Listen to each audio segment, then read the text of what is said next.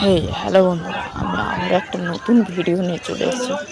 আর এই ভিডিওটা হবে খুব আশ্চর্যজনক এবং দুর্ভাগ্যবশত এই ট্রেনে আমরা ছিলাম। ট্রেনটি এসেছিল জয়নগর মজিলপুরে রাত 8টার সময়। আর এই রাত 8টার সময় ট্রেনটা এসছে।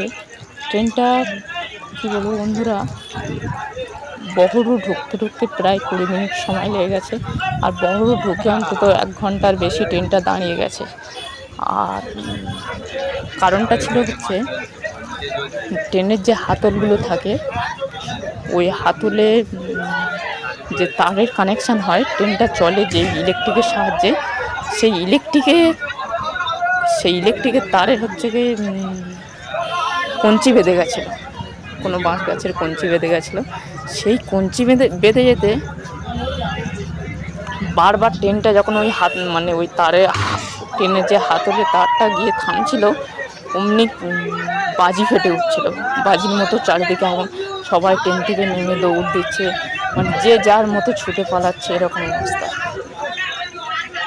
তো তোমাদের সাথে শেয়ার করলাম। আমার এই সব পারিপার্শ্বিকের চ্যানেল নয়, তবুও না করে থাকতে পারলাম না। তো টাটা বন্ধুরা। এই ট্রেনের যাত্রীদের যাত্রা শুভ হোক, মঙ্গল কামনা করি। সবাই সুস্থ।